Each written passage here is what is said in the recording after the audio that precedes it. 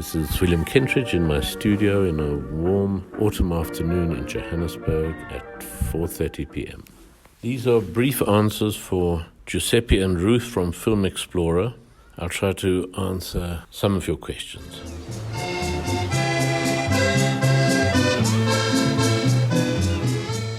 First one, according to André Breton, Jarry's favorite tools were the bicycle, absinthe and the revolver. Which one would I keep for myself, or which are my favorite tools? Certainly the bicycle, in its dismembered form, is central to me. In Swaziland, where they dye and spin the wool that's used in the tapestries that I make, very often the spinning wheels are made not out of beautiful wood, but out of abandoned bicycle wheels, which are more durable and stable than the wooden wheels. So you often see people with a bicycle wheel on their head walking up and down the hills of Swaziland. So you see people who are both with their means of production, the bicycle, the spinning wheel, but also carrying a Marcel Duchamp on their head.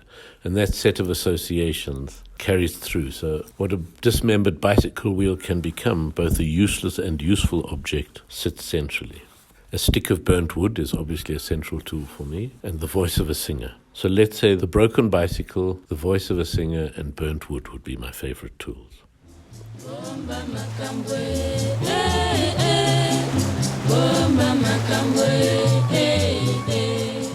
Question 2. My artistic reference leans mainly towards ancient and modern art. What in contemporary art does not inspire me? That's an interesting one. I never think of contemporary art as a specific form. There are kind of elements of modernism which have never yet been resolved, which are still extremely rich, which not only me, but many other artists working now, and there's many other contemporary artists are still involved with them. By modernity, modern art, I'm referring to the pleasure people take in a fractured world, in the energy that comes from understanding the world as fragmented and working with those fragments to make some other provisional coherence. And that's a kind of element of modernism which still seems vital to me now, but I don't see why that isn't a part of contemporary art as well. And there are particular works in contemporary art that I admire and I'm very struck by and I'm jealous of often, that I hadn't thought of that. But the references to other art generally has to go backwards rather than sideways. Otherwise it becomes too much of an incestuous conversation between peers.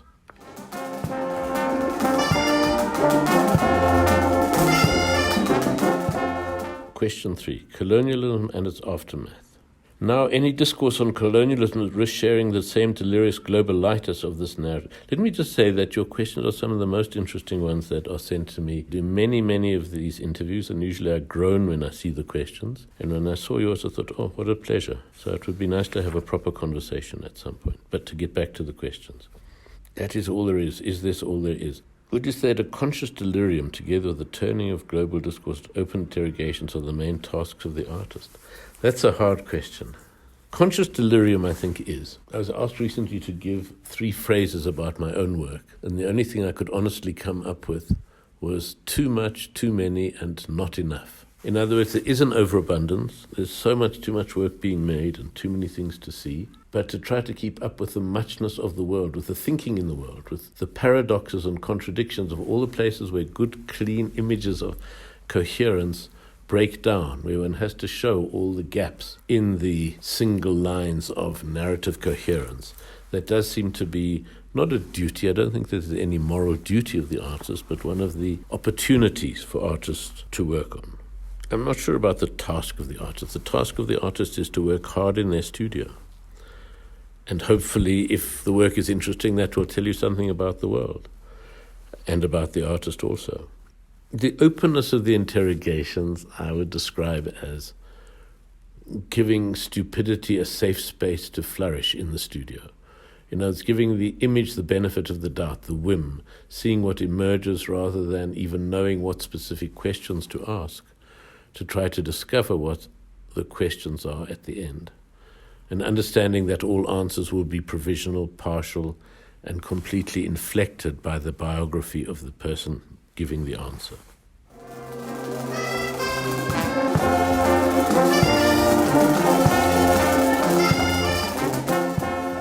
Whether this is particularly about the end of colonialism, I think what the aftermath of colonialism shows very much is the importance of the margins, of ideas, politics, and an economy at the margins.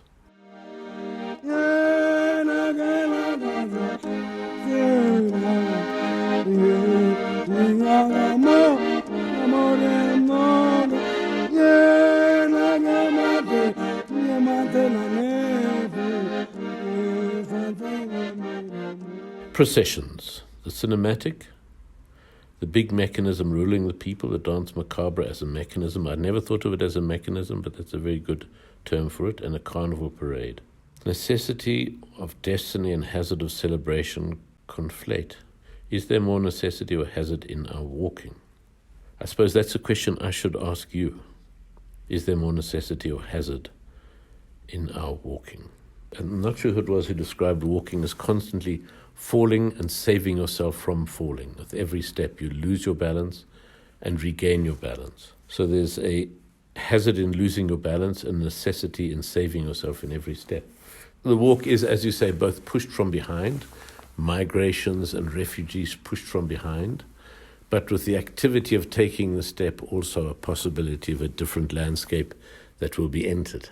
And even more than that, a different landscape that will be constructed by each footstep as it progresses.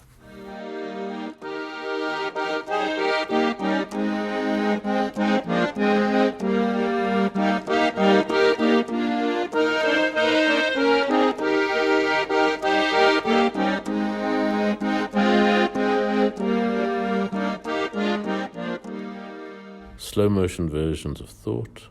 How did I dress did you address to yourself you have done?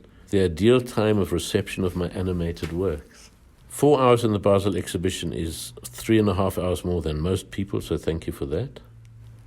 I think the thing about the films, and one of the reasons I've not made a feature-length film, is that even though they're only 8 or 9 minutes long, you can fit in the drawn form a kind of epic scale into them.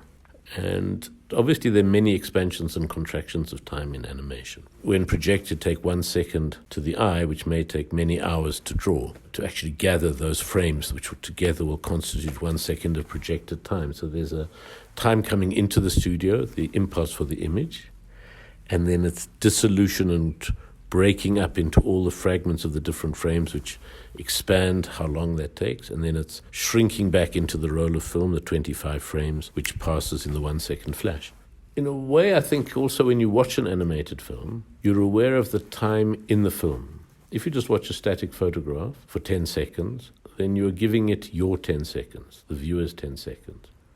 If there is even the most minimal movement in that drawing, a blade of grass moving, a bird flying across the top, suddenly the time comes out of the viewer and goes into the film. And the film holds the time, and you are there as an observer, not giving your time, but absorbed in the film's time. So I suppose the way I want a viewer to do it is to give themselves over to the time of the film, the time embodied.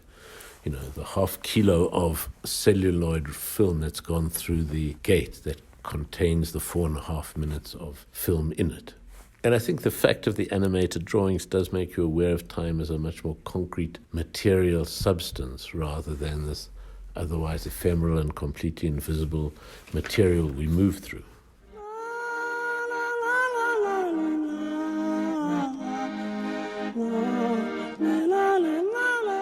Question 6, the studio, the atelier, the making of, fundamental parts of the artworks. How do I decide where a work of yours should start and finish?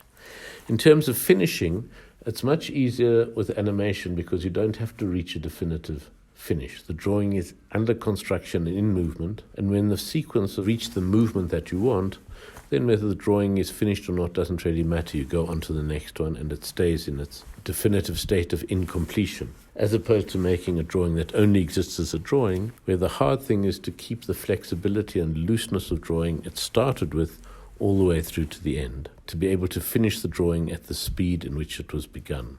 With animation, that's much more normal because animation is so slow, you have to work at a good speed, otherwise your life dies before you've finished 1 minute of film. So there's always a panic of work in the activity of doing the animated drawings. Even so, the film still takes 6 months or a year.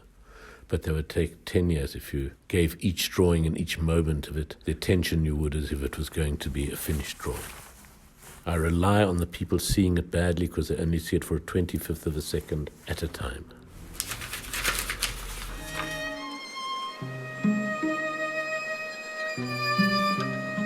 Next question. Question 7. The mouth is dreaming. The level of drawing seems to overcome and becomes autonomous from the meta level of my self-inscription in the drawing that is not your own. Is humor for me a way to block the regressio ad infinitum of self-reflecting artworks?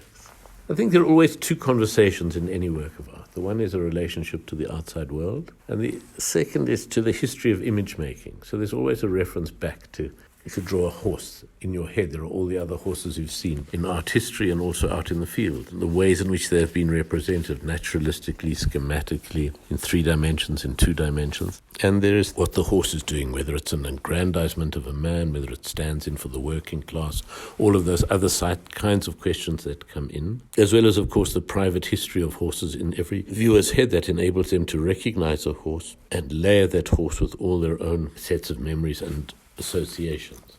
So I think there are many ways that one stops the work simply becoming a regressio ad infinitum into self-reflection. Self-reflection is one out of many elements of looking.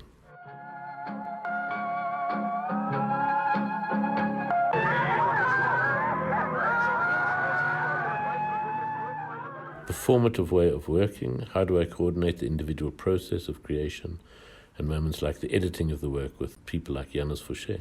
For a lot of the work, Janus would be in my studio working upstairs on the mezzanine and I'm drawing down below, or I'd be drawing in the evening, he'd come in the morning, and we'd look back at what's been done and then talk about what could be changed or what new material could be added, and as a new sequence is done, he may get that. And then there are times I'll say, I don't know what to do with it. Here is footage.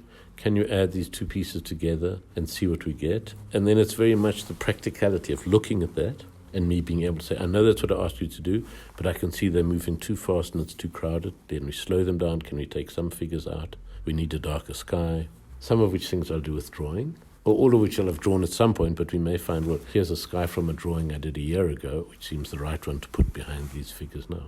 So in that sense, the conversation with him is very generative, both of the new drawings to be made and of the making of sense out of separate fragments which by themselves don't make a sense.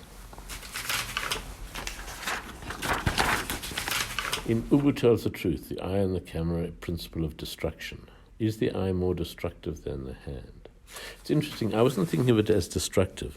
I was thinking it about vanity. Because the eye is the recorder of the images and stands in for the camera, obviously. And one of the things about the Truth and Reconciliation Commission, of which the Ubu was a record or connected to, was that many of the most damning pieces of evidence of what had been done to people, the photographs, the home movies, were taken by the perpetrators. And that even though they were doing things which they knew to be horrific, there was a kind of vanity of wanting to record themselves in that place that could not be resisted. In that sense, I would say it is the vanity which provokes a kind of self-destruction. And the recording done of the eye or of the camera as a metaphorical eye, I think of it as a way of feeding what's inside rather than itself being a destructive force. So I can't answer that question. It needs a more clever person than me to think of that.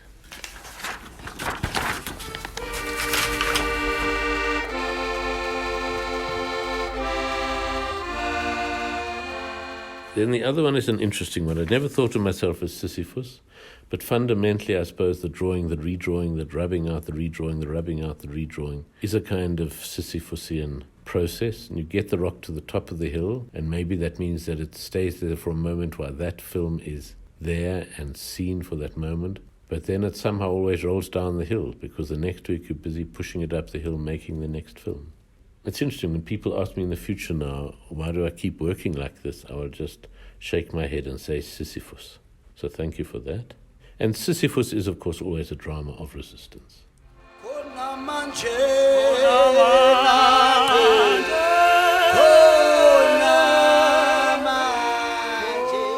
Have I ever thought of producing a film especially for the cinema theatre? I have thought about it, and I've written scripts, I think 2 complete scripts and many treatments, and thank goodness none of those have been made. I would only be possible to make a full-length film if I could use the strategies I use in making the short films. And I suspect the films work because they're 11 minutes long and would not work at 90 minutes. So it would have to be either a collection of short stories, and sometimes films have been shown in a set, but that's not the same as a feature-length film. Feature-length film, you need somehow to grapple with psychology, with character development, with the jeopardy of a single character, and I'd have to find a way of making films that avoided all of those things for it to be possible. I'm not a novelist. Would not be good at being able to do a film, and if it's a conventional film with actors and script and sets, then I think there are many filmmakers far better. So it would have to be a stranger, more essay-like film, and I can't imagine anyone wanting to sit through 90 minutes of that. Thank you for the questions.